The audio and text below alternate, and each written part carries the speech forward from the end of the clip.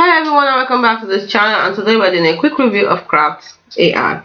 Now Craft AI, which appears to refer to both an MLOps platform for industrializing AI and an AI assistant feature within the Craft document application.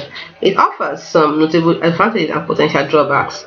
For the advantages, for the MLOps platform, it aims to simplify AI deployment and monitoring, supports various open source libraries, and focuses on responsible AI with expandability. Before you have to log in. So you can log in with GitHub or log in with Google or your email. So I don't have any of those, so I can't log in right now. I mean, I'm not going to use any of those.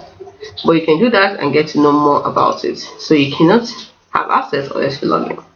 Moving on.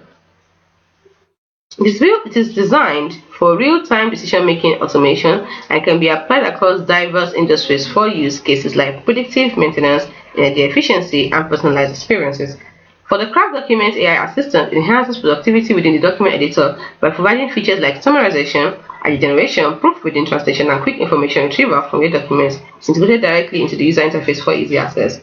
Now for the cons, for the MLP's platform, information on specific limitations or a steep learning curve for advanced features is less widely available in the provided results, but implementing any MLP's platform can involve complexity and costs. So, hope you found this video helpful. Oh, one more thing. Despite the learning curves or limitations, it offers overall focus on streamlining AI deployment in the MLP's platform and also enhancing document creation and management with integrated AI features in the Craft app.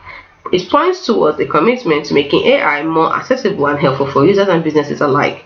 It demonstrates a strong potential for boosting efficiency and enabling smarter workflows. Hope you find this video helpful. Don't forget to log in to get full access to the site.